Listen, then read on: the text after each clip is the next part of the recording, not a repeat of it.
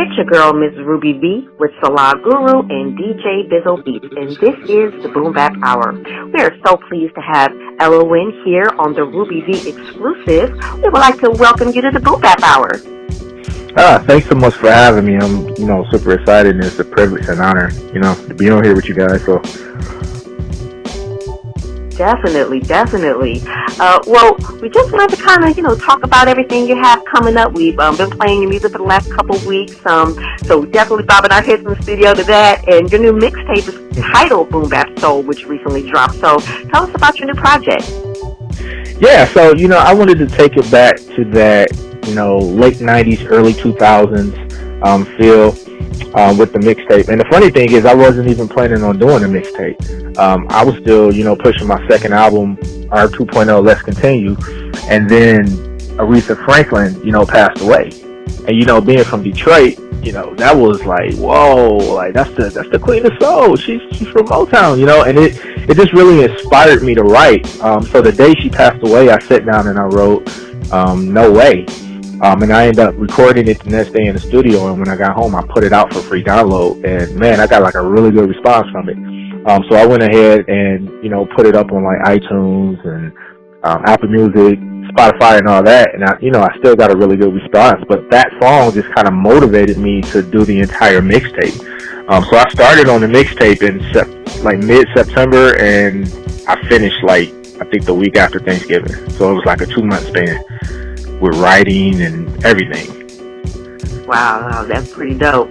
Well, you definitely said that your influence has been Boom Bap. Well, how has it influenced you in your life and your work? Some people actually said it's a lost art. Mm-hmm.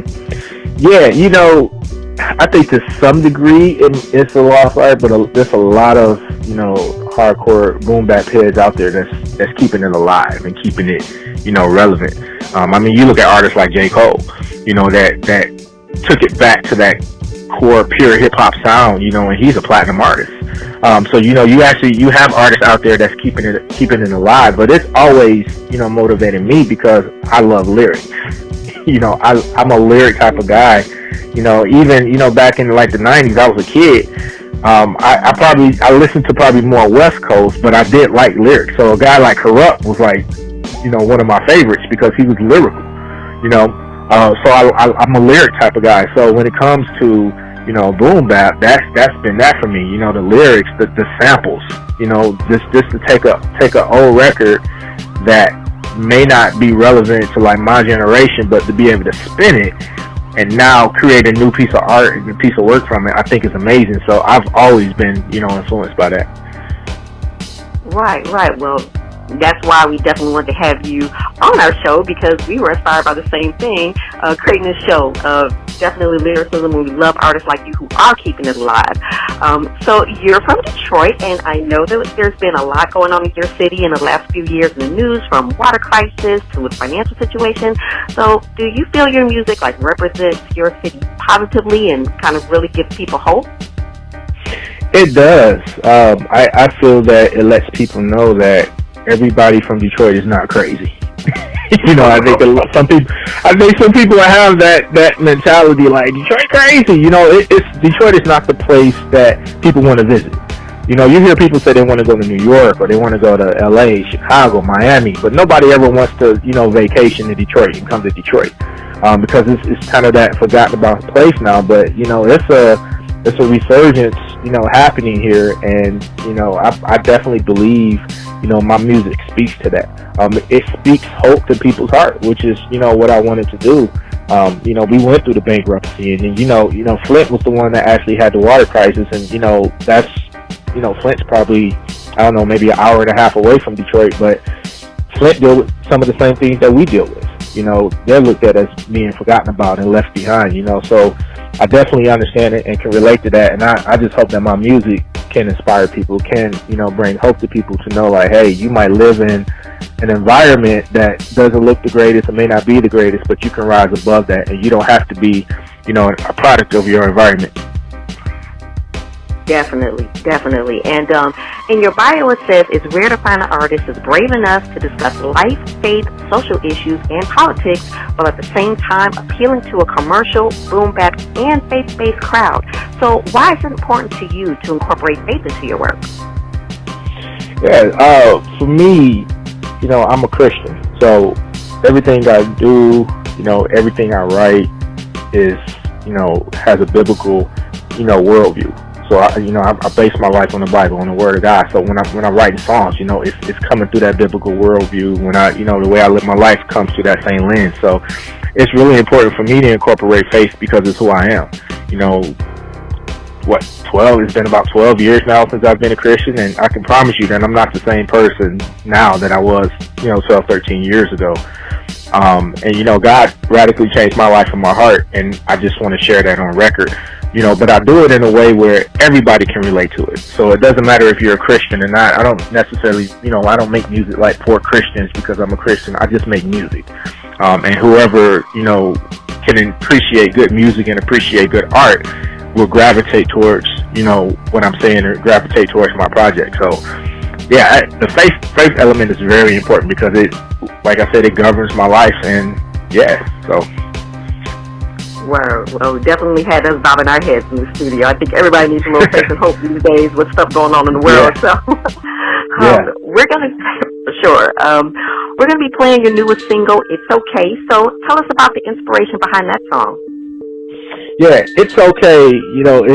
When you hear that beat, it comes on, you just like, man, that saxophone is so smooth. Like, shout out to Dream Life Beats. He's the one that produced it.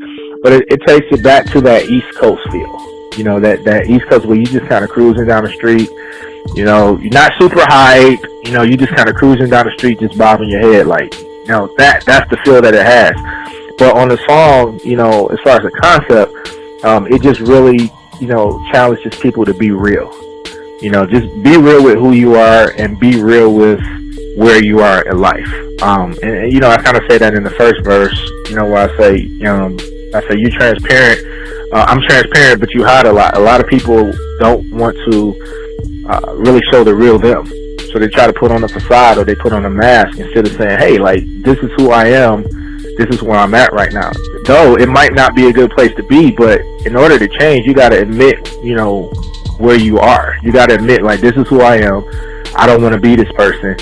I need to change. It starts with admitting that. And then in the second verse, I kind of, talk to rappers, talk to artists. I hear a lot of artists say things like, oh, I don't want to be on a major label. I'm independent. And I'm like, yeah, that's easy to say if you don't have labels coming after you. But what happens when, you have 5 major labels that want to sign you? Are you still going to be waving, the independent flag like that? So it's just a challenge, a subtle challenge to just be real with who you are and where you are. But it's a super dope track, man. A lot of people, vibing out to it. It's kind of like, to me, I call it like the soundtrack to the whole mixtape. It kind of introduces you to what you're going to get.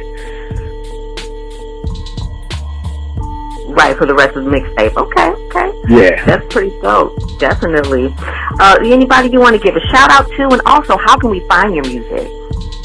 Yeah, definitely.